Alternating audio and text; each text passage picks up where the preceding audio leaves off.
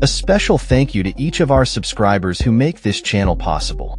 Here's today's story.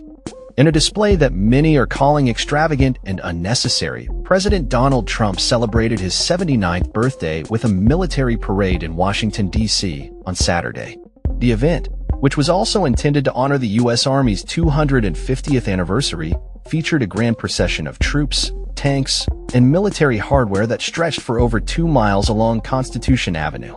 As the parade unfolded, Trump and his top officials were stationed on a platform at the National Mall, flanked by 2 imposing tanks and large digital American flags, creating a backdrop that was both patriotic and controversial. The spectacle included marching bands, troops on horseback, and even robot dogs, with helicopters and drones flying overhead. An Army parachute team made a dramatic entrance, descending from the sky as the audience buzzed with excitement. However, behind the scenes, the event was reportedly referred to as Donald Trump's birthday parade, highlighting its dual purpose as a personal celebration for the president rather than a purely commemorative military event.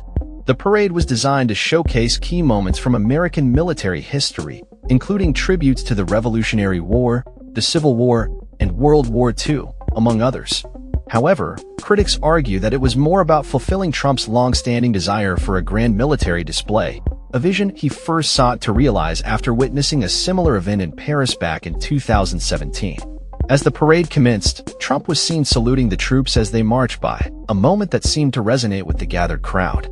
Among the attendees was Secretary of State Marco Rubio, who was captured yawning on C-SPAN, a moment that many found ironic given the event's pomp and circumstance.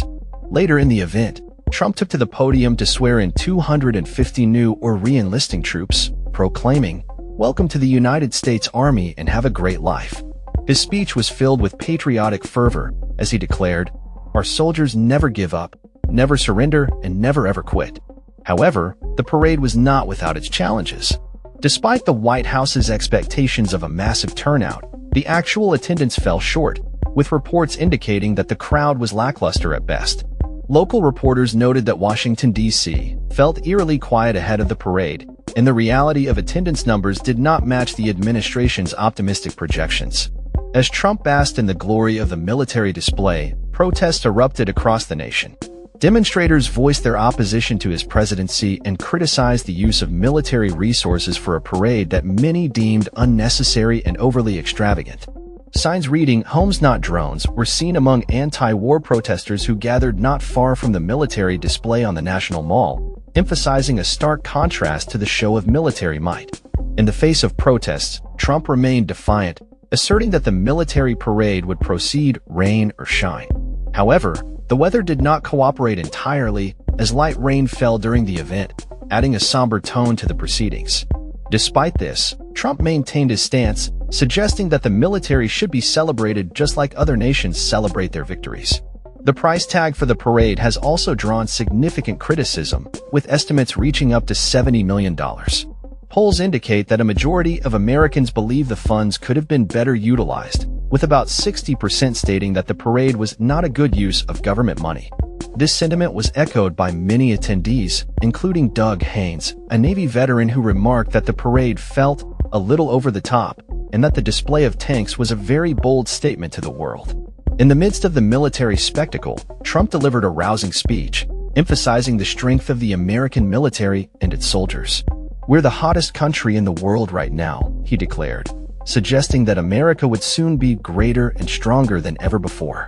His words were met with applause, and the event concluded with a rendition of "God Bless the USA" by Lee Greenwood, further intertwining the themes of patriotism and celebration. Yet, as the parade wrapped up, it became clear that the event was overshadowed by the ongoing protests and the tragic political climate surrounding Trump's presidency. The juxtaposition of a lavish military celebration against the backdrop of national dissent painted a complex picture of America's current state.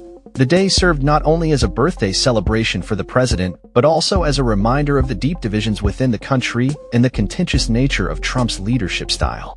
As the dust settles from the parade, the question remains, was this extravagant display a fitting tribute to the military, or merely a political spectacle designed to bolster Trump's image? With a nation divided and a presidency under scrutiny, the implications of this event will likely resonate long after the last tank has rolled away. That's all for this story. We upload videos every day covering many different subjects, so hit that subscribe button to stay informed. Thanks for watching.